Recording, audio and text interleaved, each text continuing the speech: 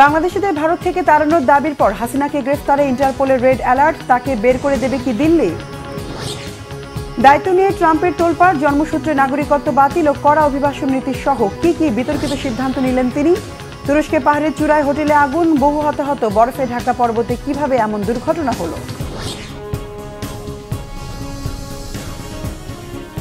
আসসালামু আলাইকুম, দেখছিলেন Bangla vision world news headline. Sheikh Hasina সহ সব বাংলাদেশিকে ভারত থেকে বের করে দেওয়া উচিত, শিবসেনার এক সদস্যের এমন দাবির কয়েক ঘন্টা পর হাসিনাকে গ্রেফতারের রেড অ্যালার্ট জারি করেছে ইন্টারপোল। তাকে ফেরত না দিলে তা প্রত্যর্পণ চুক্তির লঙ্ঘন হবে। বাংলাদেশের এমন হুঁশিয়ারের পর কি করবে দিল্লি? তারা কি বের করে দেবে শেখ হাসিনাকে? আর তা না করলে চুক্তির কোন ধারায় ভারত শেখ হাসিনাকে রেখে দিতে পারবে? কি আছে সেই ধারাতে? ডেস্ক রিপোর্টে জানাচ্ছেন রিফাত জামান। বাংলাদেশের ক্ষমতাচ্যুত প্রধানমন্ত্রী শেখ হাসিনাকে গ্রেফতারে ইন্টারপোলের রেড অ্যালার্ট জারির পর ভারত কি তাকে ফেরত দেবে? আর শেখ হাসিনাকে ফেরত না দিলে প্রত্যর্পণ চুক্তির লঙ্ঘন হবে বাংলাদেশের এমন হুঁশিয়ারির পর কি করবে দিল্লি? বিশ্লেষকরা বলছেন, এই চুক্তির আওতায় বাংলাদেশের সাবেক প্রধানমন্ত্রীকে ফেরানো যাবে সেই সম্ভাবনা একেবারেই কম। কারণ ওই চুক্তিতে এমন কতগুলো বিধান বা শর্ত আছে যার যে কোনোটাকে ব্যবহার করে ভারত এই অনুরোধ প্রত্যাখ্যান করতে পারে। নানা আইনি জটিলতা আর মারপ্যাচ দেখিয়ে সেই অনুরোধ ফেলে রাখতে পারে দিনের পর দিন। বিশ্লেষকরা বলছেন, গেল প্রায় 50 বছর ধরে ভারতের সবচেয়ে আস্থাভাজন ও বিশ্বস্ত বন্ধু শেখ হাসিনাকে বিচারের জন্য বা দণ্ডিত হলে শাস্তি ভোগের জন্য বাংলাদেশের হাতে ভারত তুলে দেবে, বাস্তবে সেই সম্ভাবনা একেবারেই নেই বললে চলে। কি এমন বিধান বা শর্ত আছে ওই চুক্তিতে যার জন্য শেখ হাসিনাকে ফেরত পাবে না বাংলাদেশ? বাংলাদেশ ও ভারতের মধ্যে 2013 সালে স্বাক্ষরিত প্রত্যর্পণ চুক্তিতে একটি গুরুত্বপূর্ণ ধারা হলো, যাকে হস্তান্তরের অনুরোধ জানানো হবে তার বিরুদ্ধে অভিযোগটা যদি রাজনৈতিক প্রকৃতির হয় তাহলে সেই অনুরোধ নাকচ করে দিতে পারবে কোনো দেশ। আর শেখ হাসিনার বিরুদ্ধে মামলাগুলো রাজনৈতিক বলে তা খারিজ করে দিতে পারবে ভারত। ফলে শেখ হাসিনাকে বের করে নাও দিতে পারে বন্ধু মোদী সরকার। তবে ইন্টারপোলের রেড অ্যালার্ট জারির কয়েক ঘন্টা আগে শেখ হাসিনা সহ সব বাংলাদেশিকে ভারত থেকে বের করে দেওয়ার আহ্বান জানিয়েছে দেশটির শিবসেনা সদস্য সঞ্জয় রাউত। তিনি বলেন, ভারত থেকে সব বাংলাদেশিকে বের করে দেওয়া উচিত, আর এটা শুরু করা উচিত শেখ হাসিনাকে দিয়ে। বাংলাদেশিরা শুধুই আতঙ্ক সৃষ্টি করছে বলেও মন্তব্য করেন শিবসেনা সদস্য সঞ্জয় রাউত। সম্প্রতি বলিউড তারকা সাইফ আলী খানের উপর হামলার ঘটনায় মুম্বাই পুলিশ সন্দেহ করছে হামলাকারী একজন বাংলাদেশি, যদিও এখনো তা প্রমাণ হয়নি। আর এ নিয়ে প্রতিক্রিয়া জানাতে গিয়ে সঞ্জয় রাউত বলেন, হামলাকারী বাংলাদেশি হলে এর দায় কেন্দ্রীয় সরকারের, আর এর জন্য ভারতের স্বরাষ্ট্রমন্ত্রী অমিত শাহের সমালোচনা করে তার পদত্যাগও দাবি করেন সঞ্জয় রাউত। রিফাত জামান, বাংলা ভিশন নিউজ ডেস্ক। 1 কোটি রুপি পুরস্কার ঘোষিত মাওবাদী শীর্ষ নেতা সহ অন্তত 20 জনকে বন্দুকযুদ্ধে হত্যার দাবি করেছে ভারতের আইনশৃঙ্খলা বাহিনী। একে বড় সাফল্য বলেছেন ভারতের স্বরাষ্ট্রমন্ত্রী অমিত শাহ। আইনশৃঙ্খলা বাহিনীর বিবৃতিতে জানানো হয়েছে, সোমবার দিবাগত রাতে উড়িষ্যা সীমান্তবর্তী ছত্তিশগড়ের গারিয়াবান্ধ জেলার বনাঞ্চলে বন্দুকযুদ্ধে মাওবাদী শীর্ষ নেতা জয়রাম রেড্ডি নিহত হয়েছেন। মাওবাদী দমনের অভিযানে জেলা কমান্ডো বাহিনী, cobra special operation group SOG, কেন্দ্রীয় রিজার্ভ পুলিশ বাহিনী সিআরপিএফ ও জেলা রিজার্ভ গার্ড ডিআরজি সদস্যরা অংশ নেন। মাওবাদী সশস্ত্র সংগঠনের কেন্দ্রীয় কমিটির সদস্য ছিলেন 60 বছর বয়সী এই নেতা। অন্ধ্রপ্রদেশের চিত্তরের অধিবাসী এই নেতাকে জীবিত বা মৃত ধরিয়ে দিতে পারলে 1 কোটি রুপি পুরস্কার ঘোষণা করেছিল সরকার। আইনশৃঙ্খলা বাহিনীর উচ্ছ্বসিত প্রশংসা করে একে সরকারের অনেক বড় সাফল্য উল্লেখ করে সামাজিক মাধ্যম এক্সে প্রতিক্রিয়া দিয়েছেন ভারতের স্বরাষ্ট্রমন্ত্রী অমিত শাহ।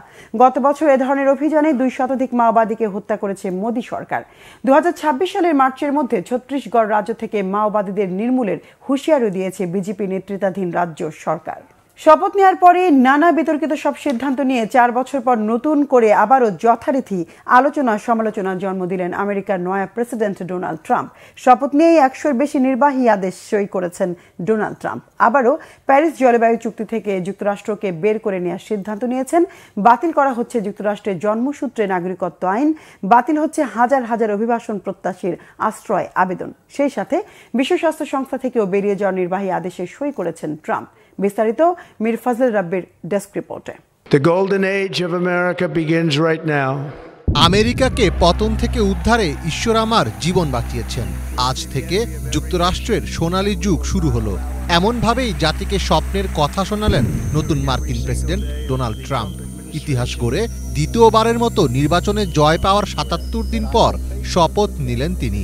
তবে বক্তব্যের মাধ্যমে আশার বাণী শোনালেও নিজ কার্যক্রমে তার ঠিকঠাক প্রতিফলন ট্রাম্প আদৌ করতে পারবেন কিনা সেটিই এখন বড় প্রশ্ন। হোয়াইট হাউসে বসতে না বসতেই বিতর্কিত সব সিদ্ধান্ত গ্রহণ করে নতুন সমালোচনার জন্ম দিচ্ছেন ট্রাম্প। এবার যুক্তরাষ্ট্রকে পুনরায় প্যারিস জলবায়ু চুক্তি থেকে বের করে নেওয়ার সিদ্ধান্ত নিলেন দেশটির ৪৭তম প্রেসিডেন্ট ডোনাল্ড ট্রাম্প।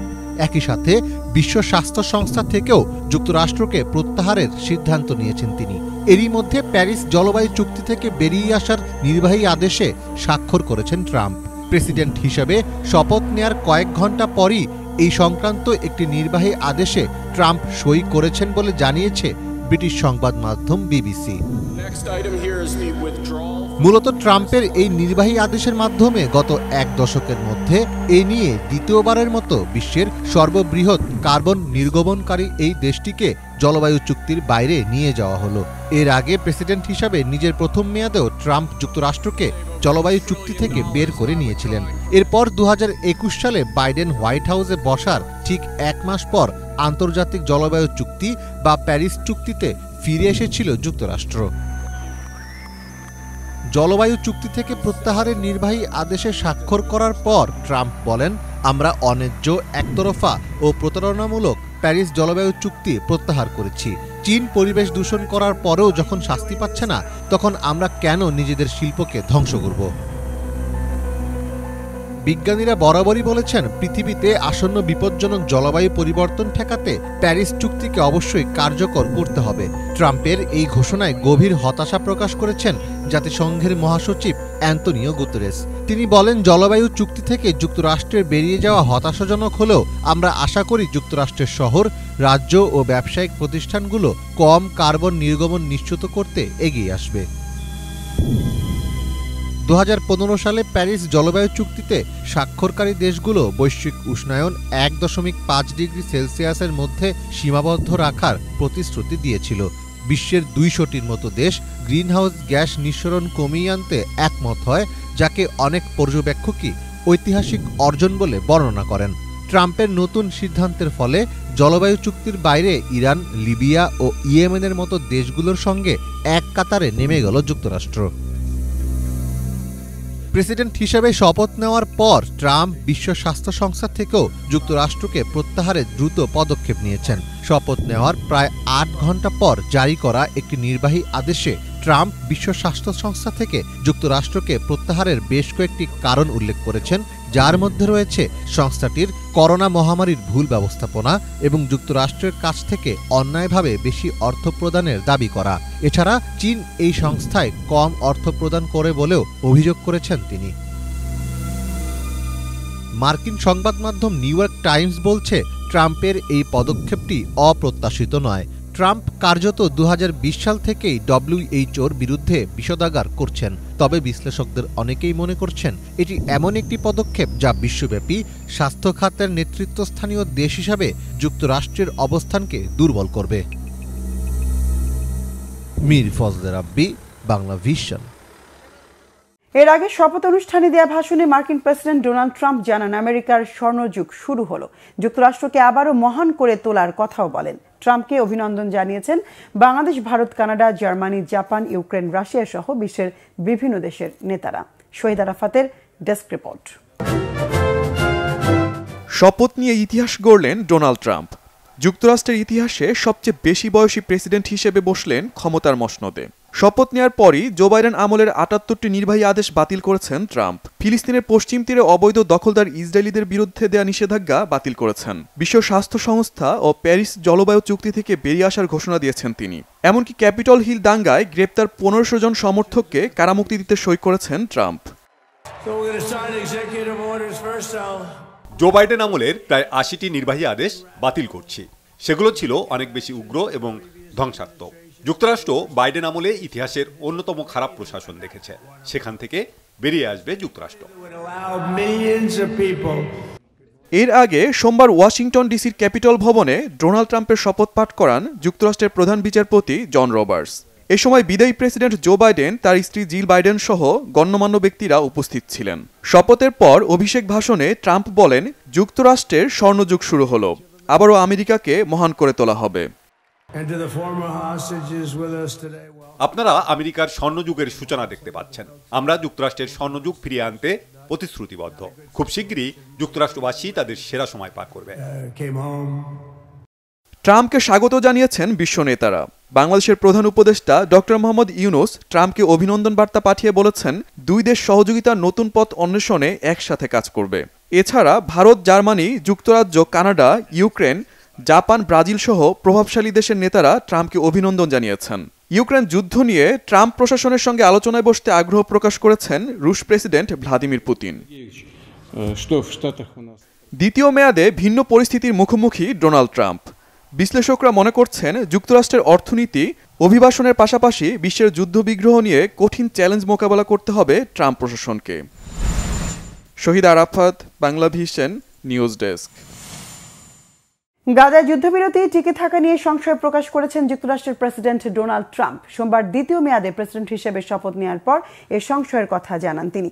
আগামীতে হামাসের হাতে গাজার শাসনভার থাকুক সেটিও চান না বলে জানান প্রেসিডেন্ট। এদিকে শীঘ্রই ট্রাম্প ইসরায়েলে 2000 পাউন্ডের বোমা সরবরাহে বাইডেন প্রশাসন যে নিষেধাজ্ঞা দিয়েছিল তা প্রত্যাহার করবেন বলে জানিয়েছেন যুক্তরাষ্ট্র নিযুক্ত ইসরায়েলি রাষ্ট্রদূত। হেজেল জোবায়েরের ডেস্ক রিপোর্ট।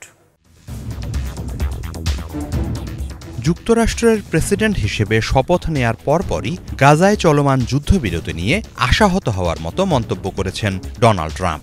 3 ধাপের এই যুদ্ধবিরতি আদৌ টিকবে কিনা তা নিয়েই সংশয় জানিয়েছেন তিনি। সোমবার দ্বিতীয় মেয়াদে প্রেসিডেন্ট হিসেবে শপথ নেয়ার পর রেকর্ড সংখ্যক নির্বাহী আদেশে স্বাক্ষর করেন ট্রাম্প। সে সময় গাজার যুদ্ধবিরতি প্রসঙ্গে এক প্রশ্নের জবাবে তিনি বলেন, এই যুদ্ধবিরতি পুরোপুরি সফল করার ব্যাপারে তিনি আত্মবিশ্বাসী নন। এটি যুক্তরাষ্ট্রের নিজস্ব যুদ্ধ নয়, অন্যদের যুদ্ধ। তবে হামাস খুবই দুর্বল হয়ে পড়েছে বলে মন্তব্য করেন তিনি।